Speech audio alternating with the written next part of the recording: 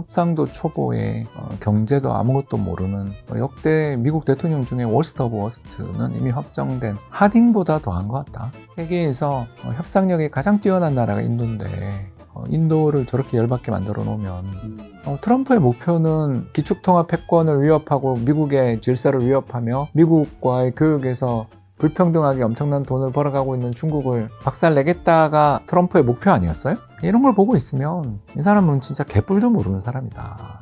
전형적인 사기꾼이구나.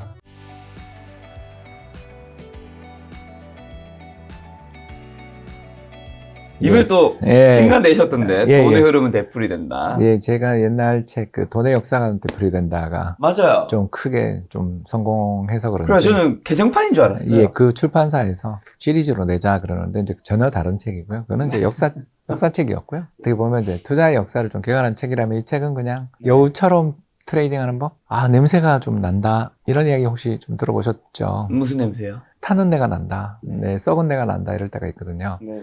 뭐랄까요? 이제 저희가 좀 그런 게 생기더라고요. 그래서 뭐 지난해 연말 올해 초 같은 경우가 대표적이었던 것 같은데 제가 금사라고 그렇게 외치고 다녔잖아요. 네, 그렇게 좀 찝찝하고 뭔가 무섭고 그런 게 다가올 때 썩은 내가 나거나 탄 내가 나는 그런 냄새를 언젠가부터 이제 조금씩 맡게 됐는데 문제는 이제 제가 아시는 것처럼 제가 좀 빨리 맡아요. 제가 그러고 난 다음에 좀 한 1, 2개월 있다가 이제 꼭 문제가 터지고 그러는데 이번에는 뭐 생각도 못했던 게 트럼프가 정말 말도 안 되는 관세 145%였나?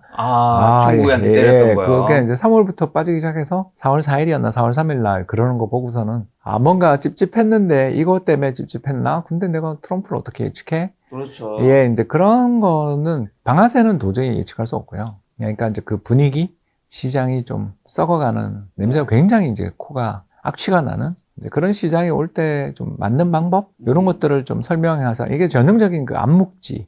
예, 그 남한테 그 말로 설명하기 되게 어려운 지식이잖아요. 그래서 사실은 이런 걸 이제 정리하기가 되게 어려운 책인데 이제 특히가 이제 사례 위주로. 그러니까 이럴 때 이런 일들이 벌어질 때 내가 되게 그때 뭔가 불안하더라.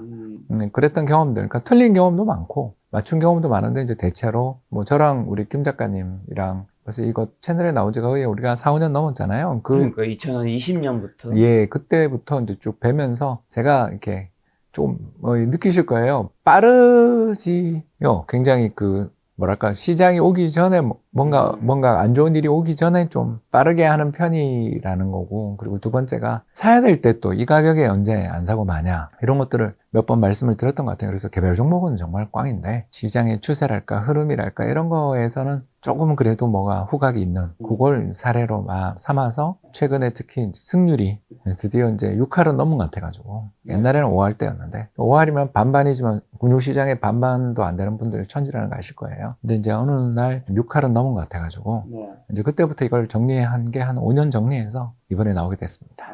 이 책에 보면 이제 결국 100년 동안 반복된 돈의 흐름이라는 게 나오는데 그럼 지금 어떤 국민에 있고 지금 과거와 닮은 시기는 언제인 거죠? 예, 일단 뭐 엄청 썩진 않았는데 썩어가다가 잠깐 정신 차린 그래서 1995년이랑 되게 닮았다. 예, 1995년을 조금 이제 설명을 드리자면 요 해가 이제 그 채권 시장에 대학살이 있었던 해였는데요. 채권 대학살이라고 불리는 해가 1995년입니다. 왜 그랬냐면 이제 이때 그 경제가 되게 좋은데 인플레는 안 났어요. 그런데도 불구하고 연준이 계속 금리를 인상했어요. 왜냐하면 이렇게 경기가 좋으면 인플레가 날 거야. 이렇게 생각을 하면서 인플레가 안 나는데도 계속 인상을 해버리는 그런 구간이 펼쳐지는 가운데 결국 채권 시장이 박살나면서 금리가 그때 한 2, 3%가 한 방에 오릅니다. 2, 3%가 한 방에 오르는 과정에서 이제 뭐 어떻게 보면 좀 표현이 죄송합니다만 돈 빌려 투자하는 사람들을 다 날려버리고 그리고 이제 96년, 97년부터 새로운 상승장이 시작돼서 99년까지 거의 한 14년간 어마어마한 정보통신 기업들, 인터넷 주식의 랠리가 펼쳐졌던 물론 이제 우리는 망했죠. 그때 IMF 때 97년부터 망했고. 근데 이제 그때 미국만 독주하며 주변국들 다 잡아먹고 집만 가던 그런 시기랑 올해가 굉장히 좀 많이 유사하다고 생각하는 게 일단 두 가지 면에서 그런데 첫 번째 면은 기술 혁신. 2022년 10월이었나요? 그때 챗 GPT가 나온 게 그 후 이제 만 2년 8개월, 9개월이 흘러가는 가운데 저는 언제 이거 챗GPT는 잘 안 쓰지만 제미나이를 쓰고 있는데 이거 안 쓰고 언제 옛날에 일을 했나 싶을 정도로 엄청 의존을 하게 된 것 같아요. 그리고 더 재밌는 게 요새 제 50대 친구들 푸사라고 하잖아요. 프로필 사진이 전부 다 지브리 그림 스타일로 맞아. 가족 사진으로 다 바뀐 걸 보면서 아재들이 이제 3년 만에 이걸 다 쓰기 시작한 거죠.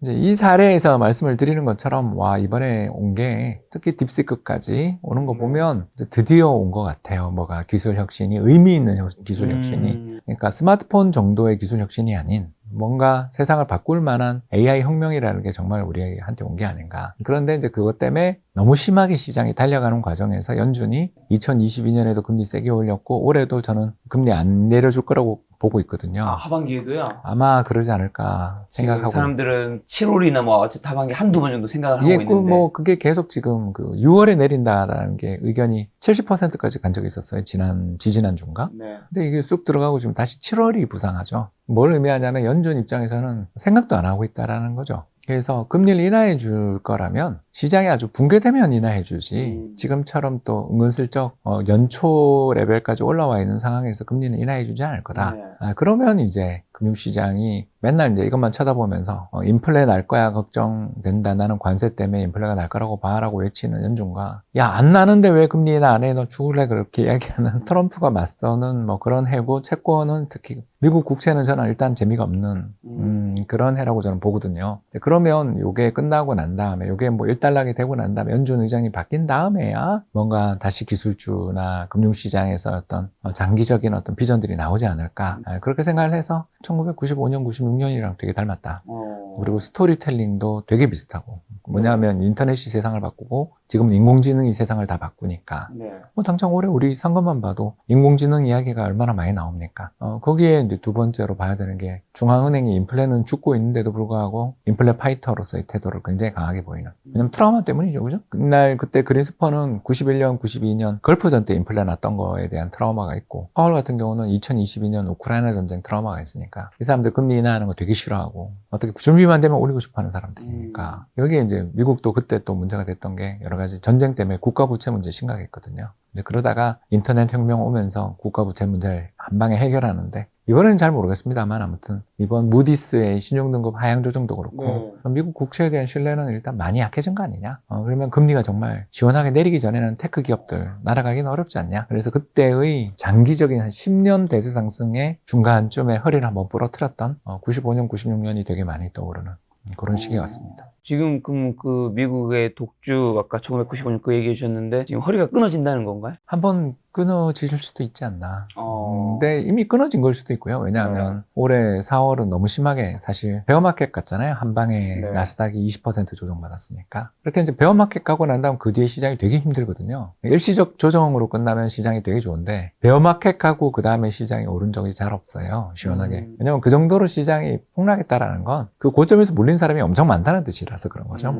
그래서 올라오면 이제 고점에서 때리려고 준비하는 물량들이 엄청 많은 그런 시기죠. 여기에 이제 금리가 저는 내려가기 어렵다고 보니까 요 둘이 합쳐지면 시장이 재미없는 그냥 이제 박스피처럼 이제 미국도 올해는 좀 숨 좀 고르는 그러니까 작년 말처럼 악취가 나지는 않으니까 좀 악취는 많이 해소됐지만 악취라는 건 여기서는 너무 고점이라는 그런 것도 있지만 전형적인 그 고점 징후를 보여주는 악취의 신호들이 몇 가지 있는데 그 첫 번째가 이것만 하면 돼 라고 이야기하는 분들. 작년 연말 커뮤니티, 저는 이제 몇몇 커뮤니티에서 서식 중인데 저도 그런 거 좋아하니까요. 그래서 뭐 페북이나 이런 것도 하지만 저는 기본적으로 야구 되게 좋아해서 옛날부터 야구 광이었으니까 직접 하는 것도 되게 좋아합니다. 그래서 야구 광이라서 야구를 참 좋아하다 보니까 이제 우리나라를 대표하는 야구 커뮤니티에서 종종 이렇게 있는데 그때 연말 연초에 워렌 버핏은 이제 끝난 듯 뭐 이런 그러면서 테슬라만 사면 되는데 코인만 사면 되는데 왜냐하면 그 작년 11월 5일인가 6일 대선 끝나고 두 달을 이제 테슬라가 거의 한 600불까지 갔나요? 그래서 천슬라 이야기 하던 굉장히 많이 올랐죠.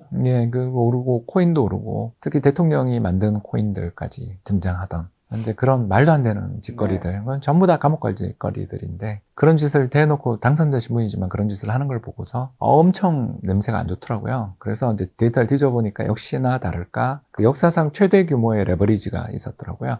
작년 11월 한 달 동안 미국의 주식담보대출이 1,000억 불 늘었더라고요. 그러니까 우리 돈 150조? 그 역사상 최대 한 달의 증가분으로 역사상 최대치의 증가분이 작년 11월에 있었어요. 그러면 이제 항상 그렇듯이 그런 레버리지가 증가하면 3달 정도 가거든요. 갚을 때까지. 또 이제 사람들이 차익 실현하려는 발 빠른 사람들이 먼저 차익 실현하면서 무너지니까.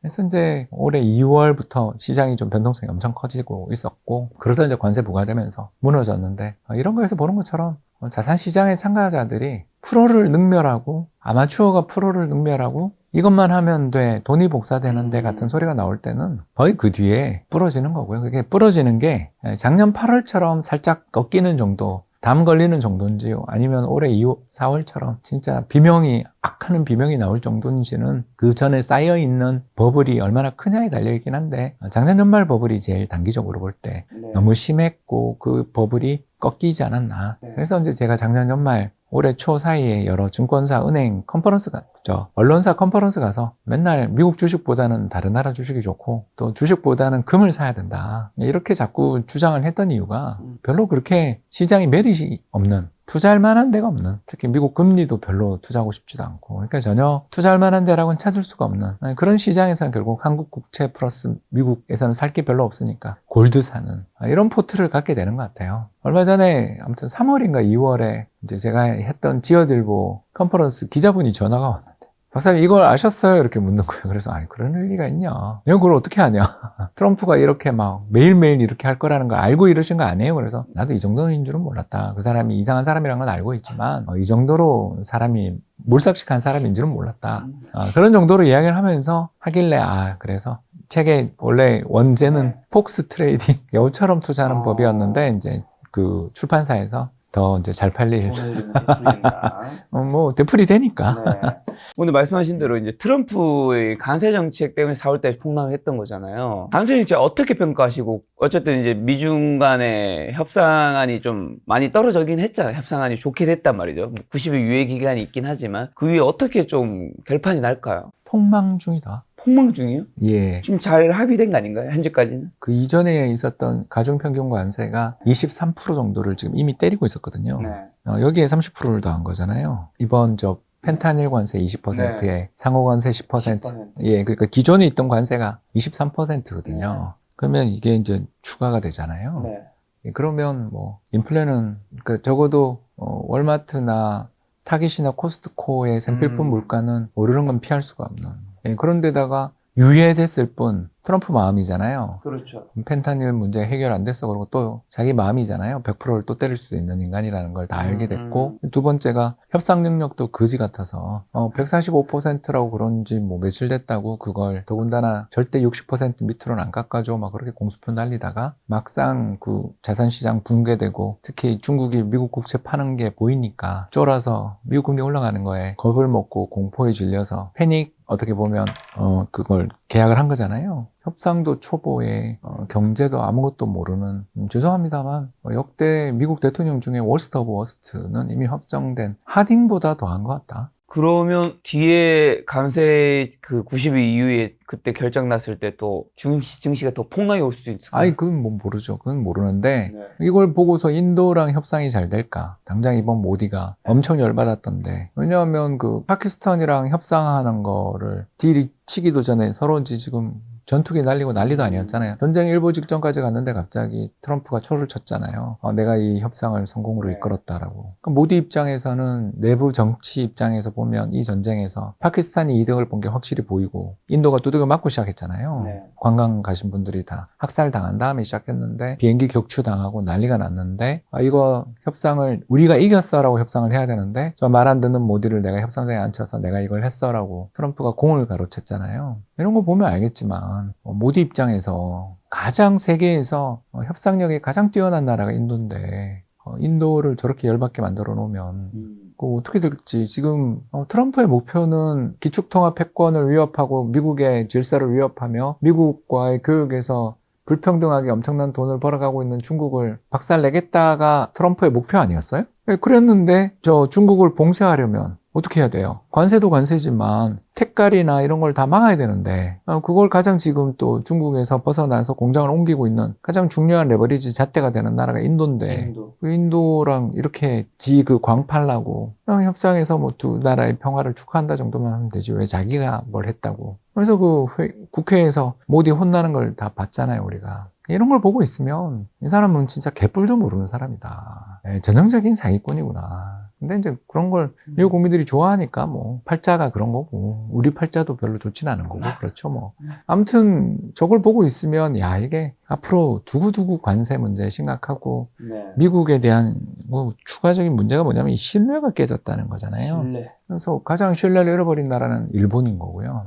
이시바 총리가 그 취임도 전에 가서 제일 먼저 손 마사요시 의장 데리고 가가지고 뭐 했어요? 1조 달러 투자해 줄 테니까 잘 지내보자 그랬는데 그 나라한테 24%, 한국이 25%.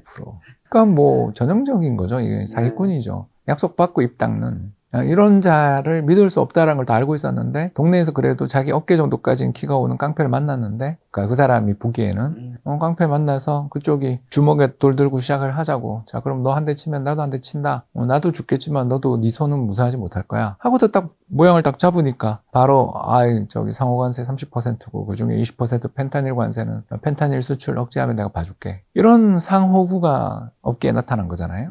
등치만 크지 허약 체질이고 속은 다 골골거리고 있고 다른 나라 은행들 중앙은행들이 자기네 나라 채권 파는 순간 망할 것 같다는 공포에 시달리는 거기다 무디스까지 한 대 때리는 그러니까 이런 나라라는 걸 지금 만천하에 보였는데 올해 그렇게 경제가 좋을 일이 있나 그러니까 대통령이라는 게 죄송한데 온 동네 다니면서 망신은 다 당하고 살고 있는 중인데 뭘 믿고 또 여기서 어떤 긍정적인 미래가 있을지 더군다나 연준 의장님은 완전히 척져서 금리 인하 안 할 것 같은데 그러니까 증시가 대폭락하면 하겠지만 증시가 대폭락하지 않는 한 금리 인하는 없을 것 같은데 어떻게 하려고 저러는지 저는 답이 없는 사람을 데려다 놨고 저 답 없는 사람을 데려다 놓은 상황에서 불확실성, 엔드 조건들이 너무 많은데 잘 모르겠다. 뭐 최선이 그냥 20% 베어마켓 이후에는 그 뒤에 시장이 반등은 나오지만 그렇게 막 랠리를 펼친 과거 경험은 거의 없다. 뭐 그러니 올해는 연초에 2월에 갔던 고점이 고점인 거고 그거 뭐 만회하러 가면 한 방씩 두들겨 맞거나 하거나 트럼프가 개각천선하지 않는 한은 일단 되게 어려운 해가 아니냐 이렇게 보여지죠.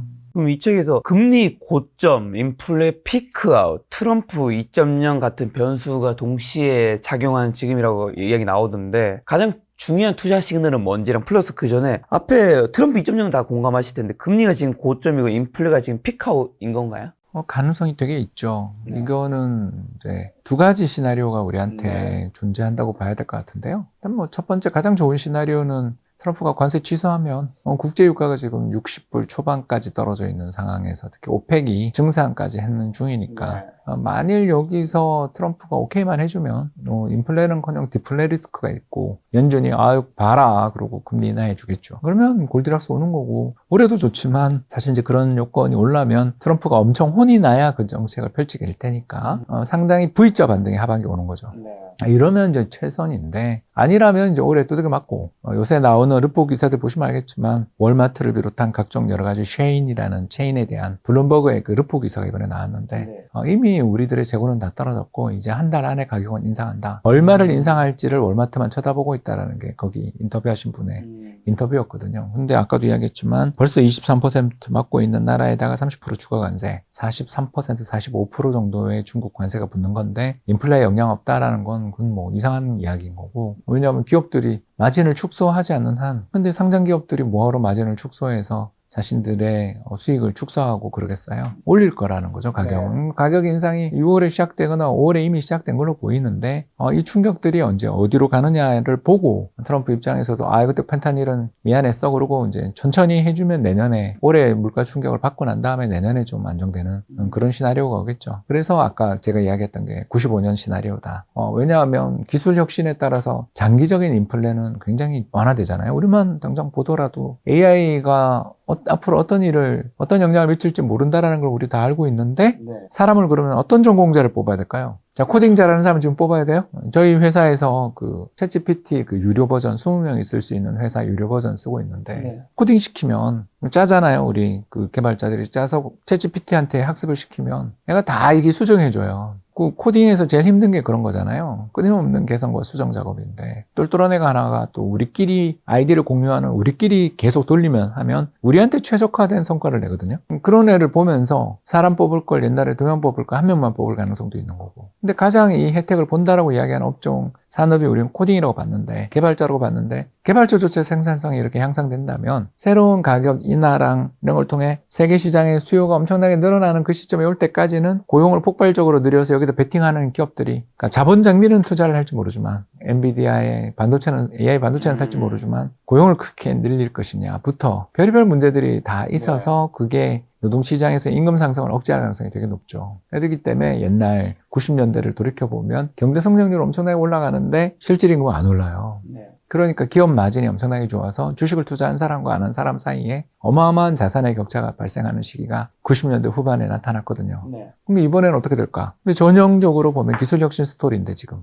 기술혁신 스토리면 앞으로 경제 성장은 굉장히 좋아 보일 가능성이 있고 인플레이션도 사람들 일자리는 별로 안 느니까 인플레도 올라갈 가능성이 없는데 관세라는 돌뿌리가 사실 없었으면 올해 장은 굉장히 좋은 해였는데 트럼프가 죄송합니다만 닥짓을 해서 지금 경제를 엄청난 변동성을 만들어 놓고 이 시기 아까 이야기했던 이 기술혁신의 과실을 누리는 시기를 안타깝지만 올해는 아니고 내년으로 연장시키는 스토리라면 올해보다 내년이 좋아지는 그러니까 올해는 하반기에도 내내 힘들다가 연준이랑 트럼프랑 맨날 원수 돼서 싸우고 봐라 인플레 지금 내구재 물가부터 생필품 물가 오르지 않냐 야 이게 그렇지만 전체 헤드라인 물가는 안정되고 있지 않아 이러고 둘이 이제 싸우는 그런 일들이 올해 하반기에 벌어지면 장은 재미없겠죠. 올해는 안 좋더라도 내년은 좋게 보시는 거 아니에요? 그렇게 갈 가능성이 있지 않냐. 왜냐하면 내년에 이대로 가면 공화당이 참패할 텐데 내년 중간선거에서 지금 뭐 지지율이 그 트럼프 1기랑 트럼프 2기 지지율이 역사상 이 여론조사 역사상 최하위 1, 2등이잖아요. 그만큼 인기가 없고 실제로 1기 때도 그래가지고 중간선거에서 참패하고 대통령직까지 뺏겼잖아요. 그런 걸 생각하면 트럼프 입장에서 올해 뭐든 해야 되거든요. 그래서 올해 뭘 하고 내년에 잘 돼야 돼요. 그래서 올해는 뭔가 해보려고 자꾸 푸드득거릴 것 같은데